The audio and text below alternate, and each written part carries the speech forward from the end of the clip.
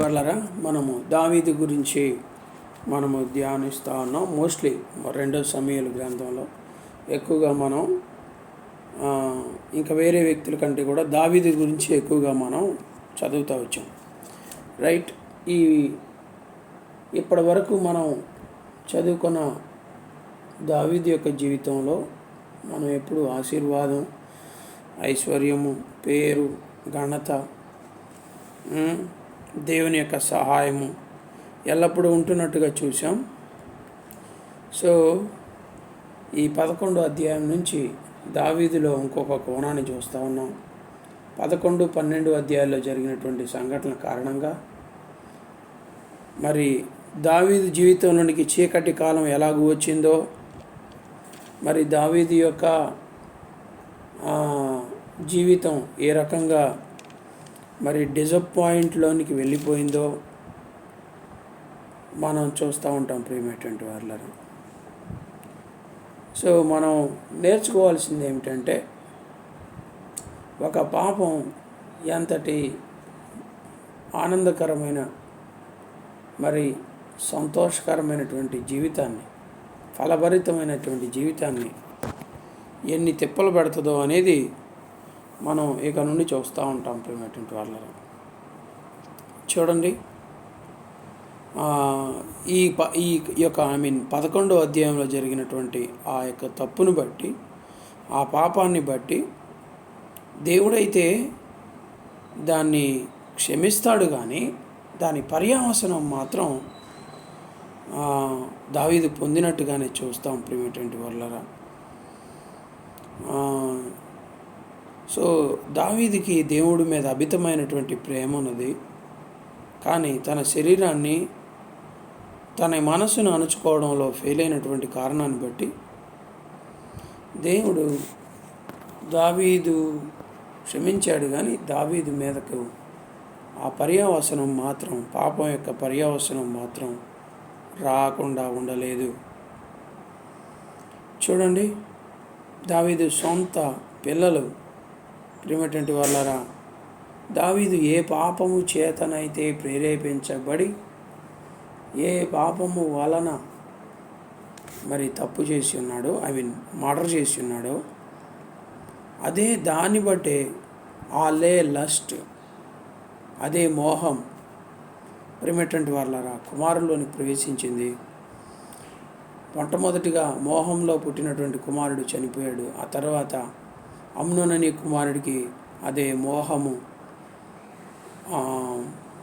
ఆవరించి ఉన్నది. అది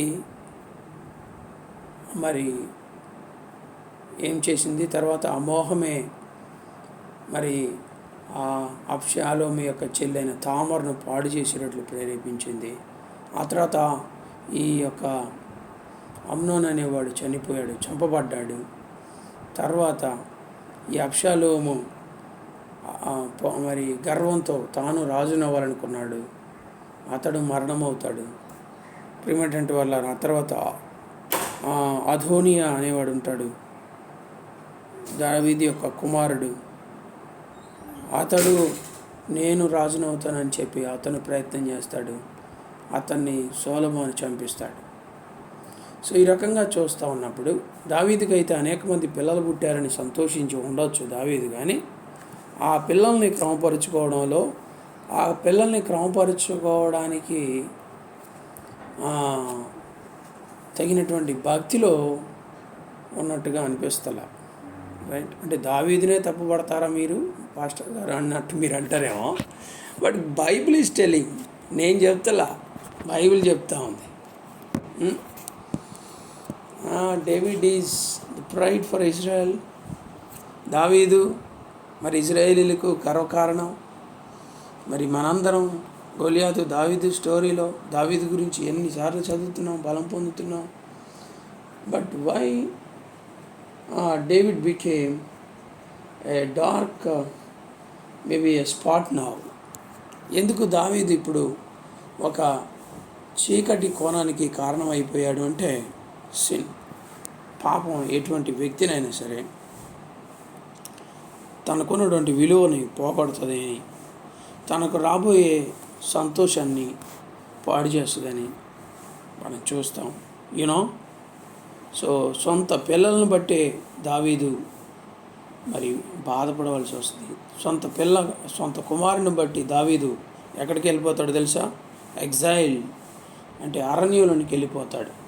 ఒకప్పుడు సౌలు ద్వారా తరంబడి అరణ్యంలోకి వెళ్ళిన దావీదు మరలా ఇప్పుడు రాజరికాన్ని అనుభవించి తన కుమారుడైనటువంటి అబ్షాలోమును బట్టి మరలా అరణ్యంలోనికి వెళ్ళవలసి వస్తున్నట్టుగా చూస్తాం. Oh what a tragedy it is. ఇంతగా సంతోషిస్తూ వచ్చాము ఇన్ని దినాలు దావీదు గురించి చదువుకుంటాం. ఇప్పటి నుంచి దావీదుని చూస్తాం మరలా అంత బాధపడాల్సి వస్తుంది. ఎందుకంటే యేసు ప్రభు వారు ఇవన్నీ పట్టించుకోరు కదండి. యేసు ప్రభు వారు తప్పు చేసిన come on I'm going to forgive you and bless you అని చెప్తా ఉన్నారు అని మీరు అంటారేమో, కానీ అది అంత మాత్రం కాదు. ప్రియమైనటువంటి వాళ్ళారు, God not going to tolerate this sin.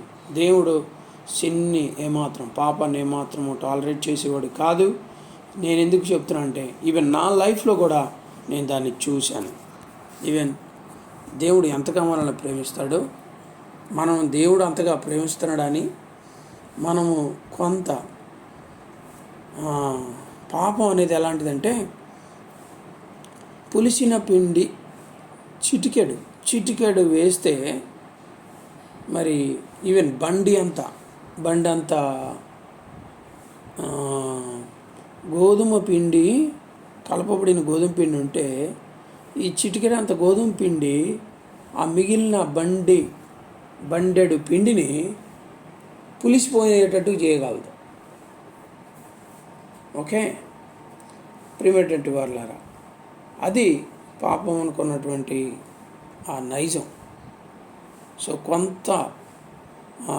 కొంత చెడిపోయినటువంటి ఆ యొక్క స్వభావం మన మంచి జీవితాన్ని, ఫలభరితమైనటువంటి జీవితాన్ని చెడగొడుతుంది అని మనం ఇక్కడ చూస్తూ ఉన్నాం. చూడండి ఇన్ని కష్టాలు, ఇన్ని బాధలు పాపం ప్రియమైనటువంటి వారులారా. అందుకని దేవుని యొక్క వాక్యం సెలవిస్తూ ఉంది. ఒకసారి మనం చూద్దాం. రోమీలకు రాసినటువంటి పత్రిక 5వ అధ్యాయం 14వ వచనం మనం చదివితే, రోమీలకు రాసిన పత్రిక 5వ అధ్యాయం 14వ వచనం చదువుతారా?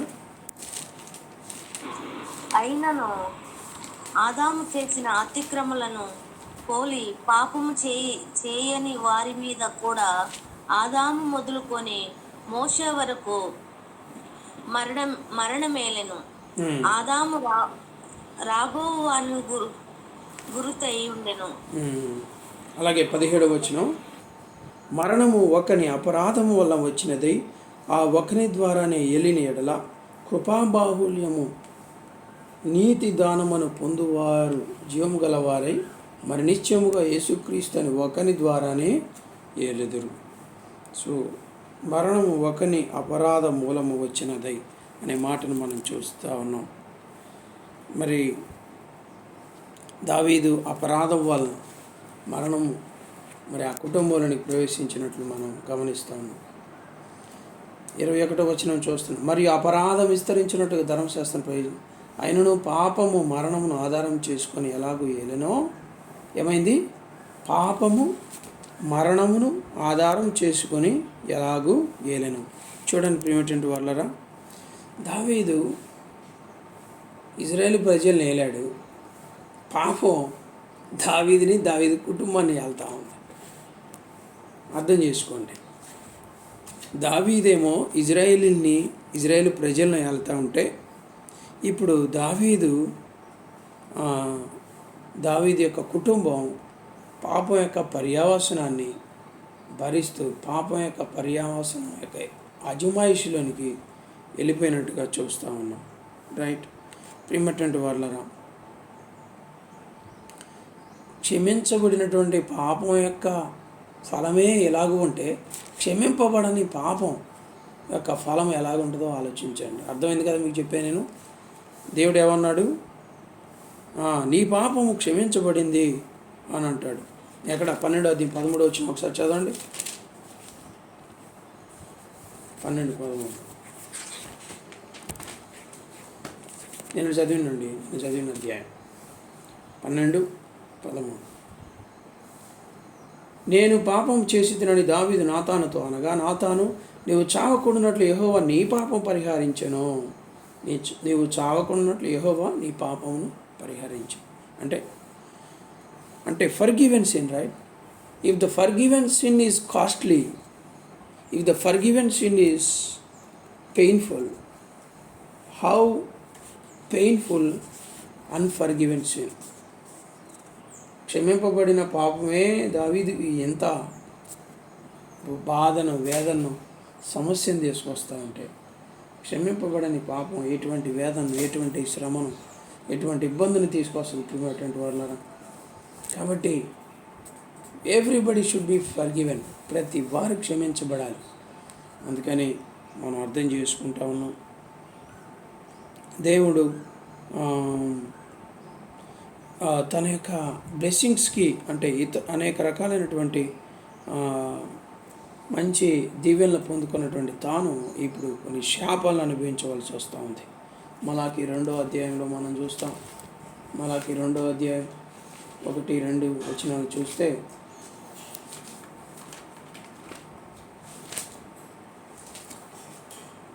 ఎస్,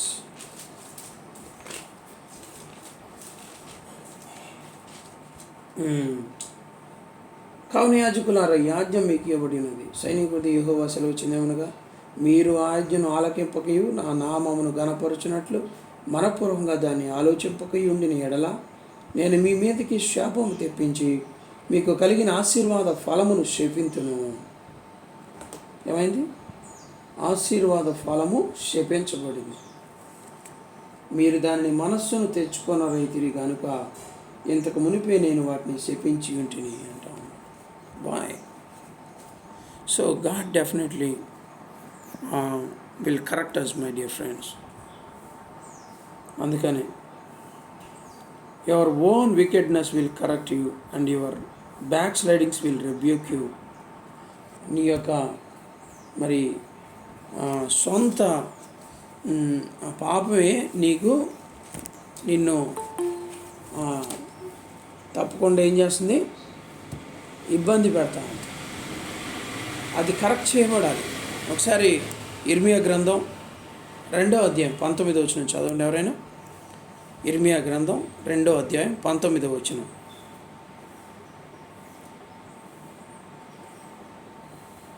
తీసిరా. నీ దేవుడైన యెహోవాను విసర్జించుటయు, నీకు నా ఎడల భయభక్తులు లేకుండాటయు బాధకును శ్రమకును కారణమగునని నీవు తెలుసుకొని గ్రహించినట్లు నీ చెడుతనము నిన్ను శిక్షించు. నీవు చేసిన ద్రోహం నిన్ను గర్జించునని ప్రభువును సైన్యములకు అధిపతియగు యెహోవా సెలవిస్తున్నాడు. చూడండి, నీ చెడుతనం ఏమైపోయింది? చెడుతనం నిన్ను శిక్షిస్తాను.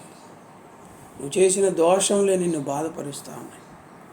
అవి నీకు దూరంగా, నన్ను నీకు దూరం చేస్తూ ఉన్నాయి. అవే నీకు శాపములుగా మారిపోతూ ఉన్నాయి అని ప్రభు చెప్తూ ఉన్నాడు ప్రియమైనటువంటి వాళ్ళ. కాబట్టి 13 14 అధ్యాయాల్లో మనం ఏం చూస్తామంటే, 11, 12 అధ్యాయాల్లో జరిగినటువంటి కారణాన్ని, ఆ తప్పులను బట్టి మనం ఈ అధ్యాయాలు ఏం చూస్తామో తెలుసా? నేను చదువుతున్నాను చూడండి. లవ్ టు ద లాస్ట్, ప్రేమ నుండి మోహానికి. లస్ట్ టు ద హేట్రెడ్, ప్రేమ నుండి ద్వేషానికి. హేట్రెడ్ టు ద మర్డర్, ద్వేషం నుండి హత్యకు. మర్డర్ టు ఎగ్జైల్, హత్య నుండి అరణ్యానికి లేదా తరమబడటానికి.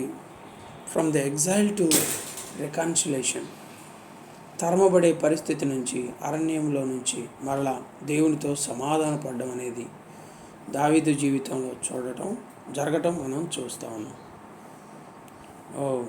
So it started with the lust. కాబట్టి మోహం కోరిక కదా, జస్ట్ కోరికతో ఆరంభమైంది, కానీ ఎలా అయిపోయింది అది ఎన్ని రకాలైనటువంటి అనర్థాలను తీసుకొచ్చిందో మనం చూస్తా ఉన్నాం. Don't misunderstand, I'm teaching a new thing. నేను కొత్త విషయాలను బోధిస్తున్నాను అని అనుకోమాకున్నటువంటి వాళ్ళ బైబిల్లో జరిగినటువంటి సంఘటనలే మనం రోజు ధ్యానిస్తున్నటువంటి వాటిల్లో నుంచే నేను చెప్తా ఉన్నాను. I'm not going out from the Bible, I'm not going out what ever we have read. మనం ఏదైతే చదివి ఉన్నామో, మనం ఏదైతే ధ్యానిస్తామో దాంట్లోంచి నేను బయటికి వెళ్ళట్లేదు, జ్ఞాపకం చేసుకోండి, రైట్? కాబట్టి so it's a really painful even. అంటే దావీదు మీద మనకి ఇన్ని రోజులు ఉన్నటువంటి ప్రేమ అభిమానం ఇప్పుడు తగ్గిపోతున్నట్టుగా అనిపిస్తూ ఉంది. But don't misunderstand like that. But నిజంగా దావీదు బ్లెస్డ్ మ్యాన్. బట్ దావీదు చేసినటువంటి పాపం దావీదుని ఇలా బాధపరుస్తూ ఉంది. దావీదులో మనల్ని మనం చూసుకొని అయ్యో మనం అలా ఉండకూడదు అని మనం నిర్ణయం చేసుకోవాలి. నాట్ ఓన్లీ యూ, ఎవ్రీబడి, నేను కూడా, మనందరం. బికాస్ చూడండి, దేవుని యొక్క సన్నిధిలో పరిగెత్తుచున్నటువంటి దావీదు, విశ్వాస వీరుడిగా జీవిస్తున్నటువంటి దావీదు ఇప్పుడు బ్రతుకు పోరాటంలో ఉన్నాడు, ప్రాకులాడుతూ ఉన్నాడు, దేవుని యొక్క కృపను కొరకు ప్రాకులాడుతూ ఉన్నాడు. ప్రియమైనటువంటి వాళ్ళ ఈజ్ క్రాలింగ్ అంటాడు అనమాట. ఒక దైవజనుడు ఏమంటాడంటే ఈజ్ అ క్రాలింగ్, పాకులాడుతున్నాడు. ఒకప్పుడు ఏం చేయి, ధైర్యంగా కృపాసనం ఎద్దకు వెళ్ళి ప్రార్థన చేయగలిగే అతను ఇప్పుడు ఏమైపోతా ఉన్నాడు, ప్రాకులాడుతూ ఉన్నాడు, మై డియర్ ఫ్రెండ్స్. కాబట్టి దేవుడు మనకి ఇచ్చినటువంటి గ్రేస్ని మనం కొనసాగించుకుంటూ ప్రభులో మనం ఇంకా ముందుకు వెళ్దాం. ఇదంతా మీకు సెల్ఫ్ ఎక్స్ప్లెనేటరీ. నేను ఇవన్నీ చెప్పడం నాకు అంత సమయం లేదు, లేకపోతే దేవుని చేత మీద రేపు చూద్దాం.